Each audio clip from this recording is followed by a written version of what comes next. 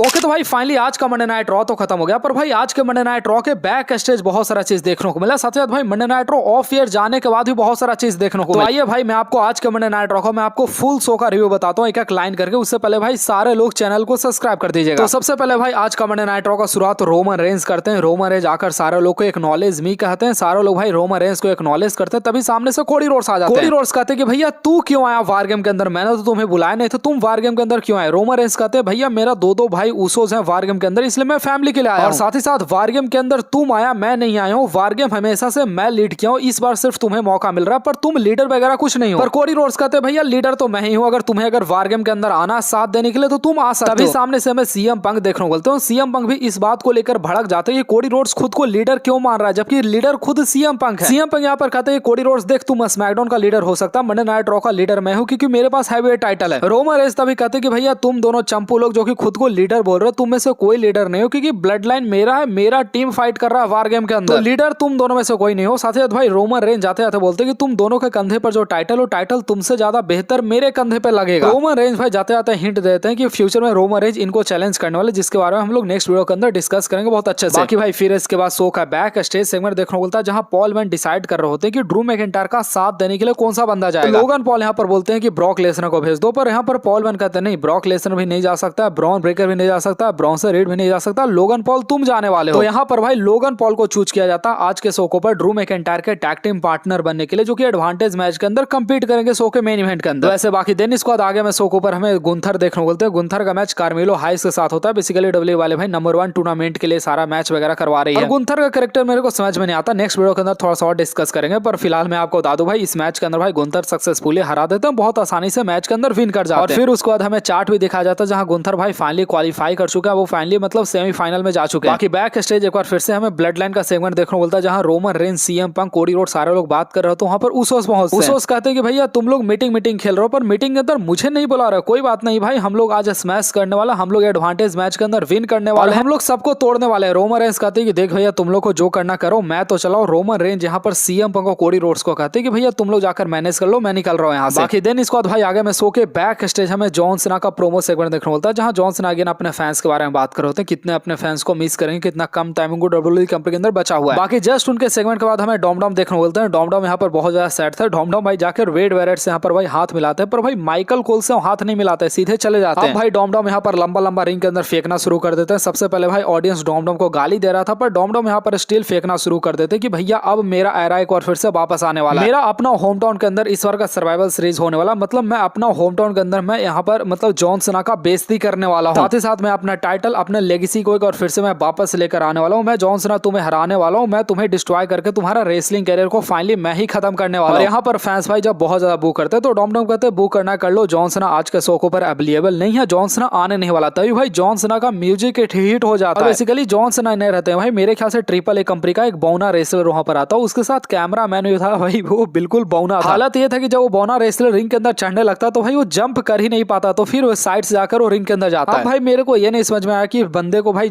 Dom ने खुद क्या हायर किया था, क्योंकि डॉम भाई इसके कान में कुछ बोलता भी है जाके। बाकी भाई ये बंदा कुछ नहीं सुनता, पूरा चौड़े बंदा था, कहता है तुम एक नंबर का फेलियर मिस्टीरियो हो, तुम एकदम नाम गवा दियो, मैं जॉन सीना का फैन हूँ। डॉम से भाई फिर सारा चीज देखा नहीं जाता। भाई बौना रेसलर को भाई यहाँ पर मतलब डॉम भाई पूरा अच्छा तरीके से यहाँ पर उनको मतलब बुक देता है, 619 वगैरह सारा चीज लगा देता है। भाई डॉम यहाँ पर बौना रेसलर को पेल रहा था, तभी सामने से हमें रे मिस्टेरियो देखने को बोलते हैं। रे मिस्टेरियो भाई जैसे आते हैं रिंग के अंदर और डॉम भाई यहाँ पर बेसिकली वहां से रिंग छोड़कर वहां से भाग जाता है। रे मिस्टेरियो भाई रिंग के अंदर आए थे तो रे मिस्टेरियो रिंग के अंदर ही रह जाते, क्योंकि भाई रे मिस्टेरियो का मैच आज के शो के ऊपर जेडी मैकडोना के साथ था, जहां रिंग साइड के ऊपर यहाँ पर फिन बेलर खड़े थे। भाई जेडी मैकडोना रे मिस्टेरियो के बीच में मैच बड़ा कमाल का चल रहा था, पर आपको पता है भाई मतलब फिन बेलर का उंगली करने का भाई आदत है। फिन बेलर भाई मैच के अंदर उंगली करना शुरू कर देते हैं। रे मिस्टेरियो जब मैच के अंदर 619 लगाने का कोशिश करते हैं तो भाई उनको फिन बेलर भाई मतलब रे मिस्टेरियो का पैर वगैरह खींच देते हैं। तो रे मिस्टेरियो क्या करते हैं, जेडी मैकडोना का भाई पैरों फंसा देते हैं। जेडी मैकडोना जाकर बाहर फिन बेलर के ऊपर गिर जाता है, जिससे फिन बेलर भाई वो बाहर फेंका जाते हैं। जेडी मैकडोना 619 के पोजीशन में लग जाता है। अब जेडी मैकडोना भाई जब 619 के पोजीशन में लग चुके थे तो यहाँ पर भाई रे मिस्टेरियो का हमें कमाल का 619 देखने को मिलता है। रे मिस्टेरियो 619 लगाकर भाई यहाँ पर फाइनली जेडी मैकडोना को मैच के अंदर हरा देते हैं। बाकी दिन इसके बाद भाई रैकेल देखने को मिलते हैं, जो कि भाई यहाँ पर एडम पेयर से पूछ रही होती कि भैया मतलब निकी बेला को मैच मिल गया स्टेफनी के खिलाफ, मेरा मैच कब होगा। तो यहाँ पर एडम पेयर कहते हैं चलो ठीक है, मैं तुम्हारा मैच जल्दी प्रबंध करवाता हूं। बैक स्टेज भाई हमें न्यू डे के 3 कुत्ते भौंकते हुए दिखते हैं। मैं सही बता रहा हूँ भाई, ना ही मैं इनका प्रोमो सेगमेंट कभी सुनता हूँ और ना ही मैं इनके सेगमेंट को आपको बताने वाला हूँ। क्या करते हैं भाई, मेरे समझ से बाहर है भाई, पूरा चूतिया है। बाकी बैक स्टेज हमें ब्रॉक लेसनर भी देखने को मिलते हैं, जो कि सिंपल पॉल वैन से जाकर मिलते हैं, ज्यादा कुछ इनके बीच में देखने को नहीं मिलता। बाकी देन इसके बाद भाई इसके बाद शो के ऊपर हमें बेकी लिंच देखने को मिलते हैं। बेकी लिंच यहाँ पर एजे ली के ऊपर बहुत ज्यादा गुस्सा रहती है। बेकी लिंच बोलती है कि एजे ली तूने सही नहीं किया, मेरा टाइटल को ड्रॉप करवा के। बेकी लिंच बोलती है फाइनली वो नामो निशान एजे ली का मिटा देने वाले इस बार का सर्वाइवल सीरीज के अंदर। उसके बाद भाई वो सारी अपने दोस्त का तारीफ करना शुरू कर देती है कि ये जो मेरी दोस्त है आस्का, मुझे पता है इसने मुझे हराया, पर ये बहुत अच्छी लड़की है। उसके बाद वो मोटी आंटी का तारीफ करती है कि मोटी आंटी ने मेरा 2 बार नाक तोड़ा, पर कोई बात नहीं, मोटी आंटी बहुत अच्छी है, बहुत स्ट्रांग है मोटी आंटी। एक तरीके से भाई पूरा बेकी लिंच पूरे टीम को लीड कर रही थी। सारे लोग सोच रहे थे बेकी लिंच इतना तारीफ क्यों कर रही है। वो भाई कायरी सेन का भी तारीफ करते। उसके बाद भाई एजे ली पहुंचती है अपने पूरे टीम के साथ, और एजे ली भाई पूरा यहाँ पर बोलना शुरू कर देती। मुझे ये चीज पसंद नहीं है भाई, इस टीम का लीडर शार्लेट फ्लेयर होनी चाहिए थी। एजे ली मुझे पसंद नहीं है, मैं सही बता रहा हूँ भाई, मुझे नहीं पसंद है, मेरे ख्याल से शार्लेट फ्लेयर होनी चाहिए थी। बाकी फिर होना क्या था भाई, इनके बीच में भाई थोड़ा सा और वार्तालाप चलता है, फिर मारा पीटी पर भाई सारा चीज हो जाता है, आपस में भाई फाइट करना शुरू कर देते हैं। अब देखना यहाँ पर ये होता है कि भाई आखिर किसका टीम लीड करता है। अगेन यहाँ पर भाई आज के स्मैकडाउन के ऊपर भी यहाँ पर अगेन मतलब बेफेस टीम यहाँ पर लीड करता है। हिल टीम को भाई वहां से भागना पड़ता है, बेकी लिंच अपनी टीम के साथ वहां पर फाइनली भाग जाती है वहां से। वैसे बाकी दिन इसके बाद भाई नेक्स्ट मैच होगा पर हमें सोलो सिक्का का मैच हमें पेंटा के साथ देखने को बोलता है। ये भी मैच भाई नंबर 1 कंटेंडर के लिए था, पर भाई पेंटा मैच के अंदर कम्पीट ही नहीं कर पाते हैं। पेंटा को भाई इंटरनल इंजरी हो जाता है, जिसके कारण भाई इस मैच को बीच में ही स्टॉप कर दिया जाता है। इस मैच के अंदर विनर हमारा सोलो सिक्का बन जाते हैं। सोलो सिक्का का हाथ यहाँ पर भी हिकुलियो वगैरह उठाते हैं। एग्जैक्ट मुझे अभी भी नहीं पता भाई ये सच में इंजरी मतलब सही में था या फिर फेक था, मुझे नहीं पता, पर हाँ सोलो सिक्का सेमीफाइनल के लिए क्वालिफाई कर चुके हैं। बाकी दिन इसके बाद भाई फिर शो का मेन इवेंट होता है, जहां आपको पता है उसोस फाइट कर रहे होते हैं ड्रू मैकिंटायर और